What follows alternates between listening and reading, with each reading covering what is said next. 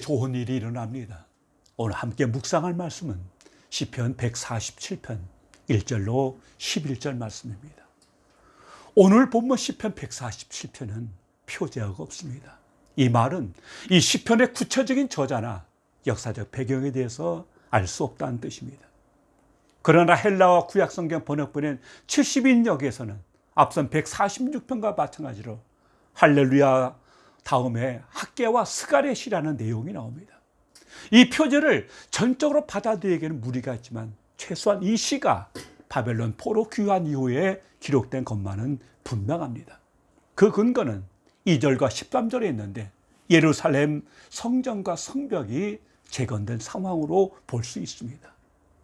에스라서나 느헤미야서를 보면 바벨론에서 돌아온 귀향민들은 정치, 경제, 사회 등 모든 게 열악한 상황에서 온갖 방해를 무릅쓰고 눈물겹게 그 일을 해냈습니다.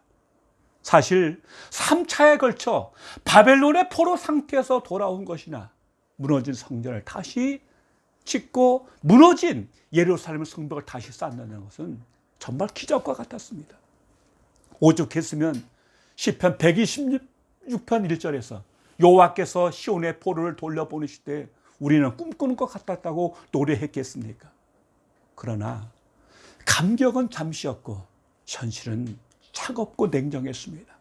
이 시는 그 어려운 일을 해내고 나서 익명의 저자가 이러한 회복이 인간의 노력이 한 것이 아니라 하나님의 역사하심으로 인한 것임을 자각하고 이스라엘을 회복해 하시는 하나님의 능력과 은혜를 찬양하기 위해서 지었습니다.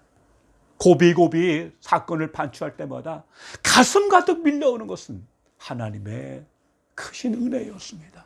그 은혜를 찬양하지 않고는 견딜 수 없었던 것입니다. 1절 보십시오. 할렐루야, 우리 하나님께 찬양함이 선하며 찬송함이 아름답고 마땅하도다.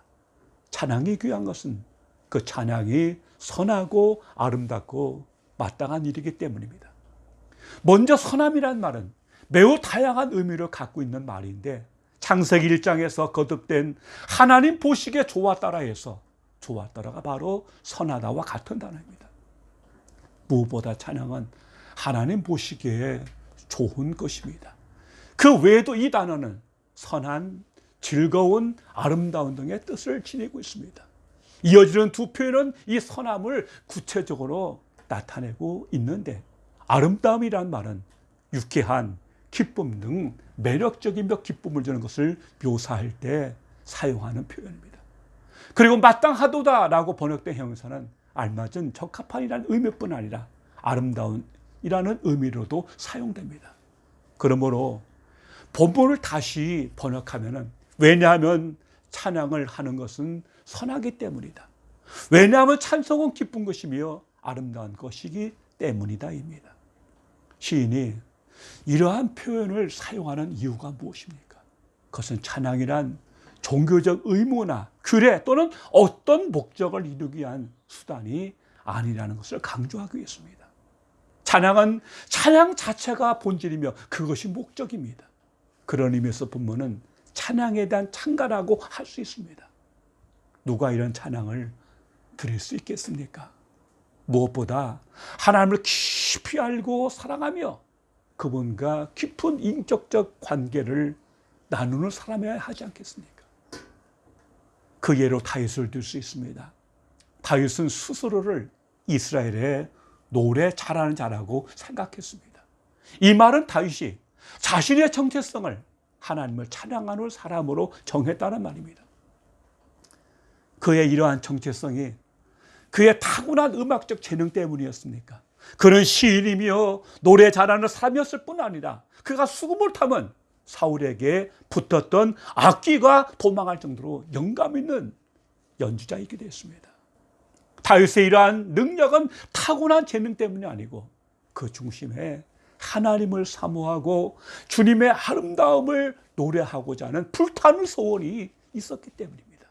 그 증거로 다윗은 시편 27편 4절에서 이렇게 고백했습니다. 내가 여호와께 바라는 한 가지 일, 그것을 구하리니 곧 내가 내 평생에 여호와의 집에 살면서 여호와의 아름다움을 바라보며 그의 성전에서 사모하는 그것이라. 이 시간 여러분의 소원은 무엇입니까? 다윗에게는 오직 하나, 나는 없고 그가 사랑하는 주님을 사랑함이 그의 영혼에 가득했습니다. 그러므로 그의 입술에 찬양이 넘쳐 흘렀던 것입니다.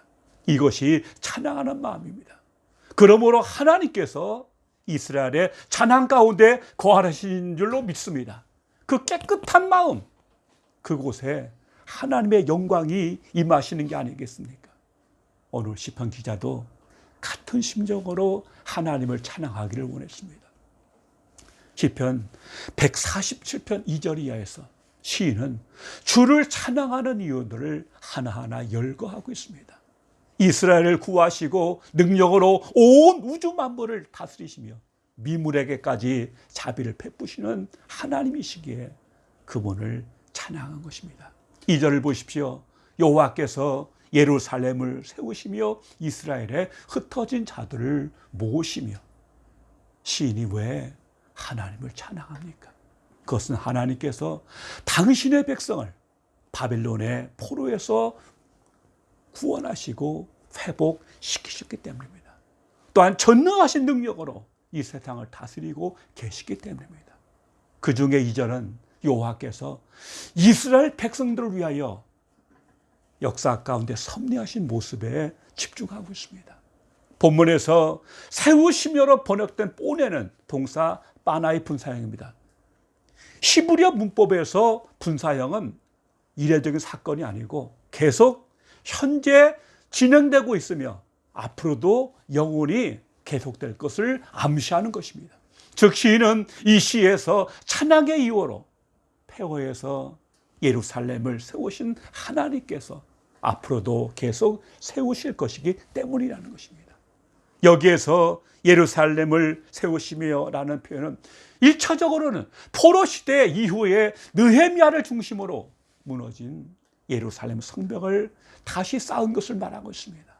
하나님의 강권적인 역사하심으로 말미암아 대적들의 숱한 방해 공작에도 불구하고 성전과 성벽을 무사히 다시 쌓을 수 있었다고 또 고백하고 있는 것입니다. 뿐만 아니라 예루살렘은 이스라엘의 종교, 정치, 경제의 중심지이므로 예루살렘을 다시 세웠다는 말은 이스라엘의 종교적 회복과 부흥, 국가 경제가 다시 회복되었음을 의미합니다. 주님께서 이 일을 하셨습니다. 그뿐 아니라 주님은 이스라엘의 흩어진 자를 모으셨습니다. 이 본문은 이스라엘 백성들이 하나님의 도성 예루살렘으로 돌아오도록 회복시키셨다는 의미입니다. 이러한 본문의 내용을 확대한다면 하나님께서 친히 거룩한 교회를 세우시고 그 교회가 분열되고 타락하였을지라도 다시 회복시키시고 다시 일으키시는 역사를 이루심을 나타내는 것으로도 이해할 수 있습니다. 3절을 보십시오. 상심한 자를 고치시며 저희의 상처를 싸매시는도다. 앞선 2절이 이스라엘을 회복케 하시는 역사를 기록한 것이라면 3절은 이스라엘 회중 한 사람 한 사람에게 베푸시는 자비와 사랑에 더 초점을 맞추고 있습니다. 먼저 상심한 자란 마음이 깨어져 조각난 자들이라는 뜻입니다. 사실 예루살렘의 멸망과 포로기의 생활이 이스라엘 회중에게 가져다 준 큰 고통과 슬픔은 실상 저들의 범죄로 인한 것이었으므로 응당한 결과라고 대가라고 할 수 있습니다. 그럼에도 불구하고 하나님께서는 저들을 불쌍히 여기시고 저들의 깨어진 마음을 고쳐주신 것입니다.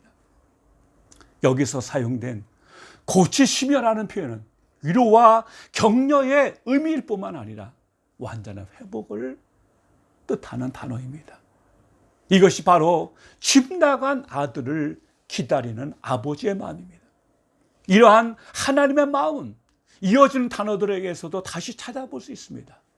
여기서 저희의 상처를 싸매시며라는 말은 괴롭히다, 고통을 주다라는 말에서 유래하여 상처, 고통, 아픔, 슬픔 등의 의미를 가지고 있습니다. 그리고 싸매시는 도다라는 말은 둘둘 감다라는 의미로 상징적으로 치료의 행위를 나타내는 표현입니다. 즉 시인은 이 표현을 통해서 하나님께서 인간 스스로 회복할 수 없는 깨어진 마음과 극심한 고통을 주는 상처를 모두 온전하게 치료하시는 분, 즉 전인을 온전하게 회복케 하시는 하나님이심을 고백한 것입니다.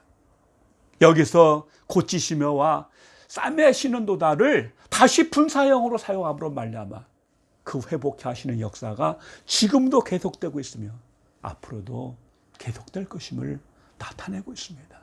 이 일은 주님 다시 오실 때까지 계속될 것입니다. 그 광대하시고 능력이 많으신 하나님은 겸손한 자를 붙드시고 악인은 땅에 엎드려 뜨리시는 분이십니다. 우리가 주님을 찬양하고 더욱 감사해야 할 이유는 그 광대하신 하나님께서 들짐승과 우는 까마귀 새끼에게까지 주의 은혜를 베풀어 주시기 때문입니다. 말 못하는 미물에게 그러하실진데 당신의 모양대로 지으신 우리야 말할 나이가 있겠습니까? 중요한 것은 사람이 말의 힘이나 자신의 다리에 강함을 의지하지 않고 온전히 하나님을 경외하는 것입니다. 주의 인자하심을 사모해야 합니다. 하나님은 그러한 사람을 기뻐하십니다. 말의 힘이나 다리의 강함이 언급되어 있는 이 글에 쓰여진 그 당시에 그것이 가장 강한 전투력의 상징이었기 때문입니다. 하나님은 당신을 바라고 찾는 백성을 위해서 모든 것을 동원하시는 분이십니다. 그러므로 성도의 생존력은 자기 힘이 아니라 하나님이십니다. 그렇기에 아무리 연약한 사람일지라도 그 삶에 감사와 찬양이 흘러넘칠 수 있는 것입니다. 여러분, 이 사실을 인정하십니까? 그렇다면 왜 낙심하십니까? 우리 모두 하나님을 기뻐하시고 찬양하십시다. 주를 기뻐함이 우리의 힘이기 때문입니다. 기도하겠습니다. 아버지 하나님 감사합니다. 바벨론 먼 땅에서 포로 생활에 시달릴 때 그를 다시 회복시키시고 예루살렘으로 귀환케 하시는 주의 역사하심을 찬양합니다. 무너진 예루살렘 성전과 성벽을 다시 쌓을 때 그 숱한 어려움을 극복하고 다시 온전케 하심을 감사합니다. 그 하나님께서 상한 마음과 깨어진 몸을 싸매시고 치료하신 그 은혜의 역사가 오늘 우리에게도 임하게 하심을 감사합니다.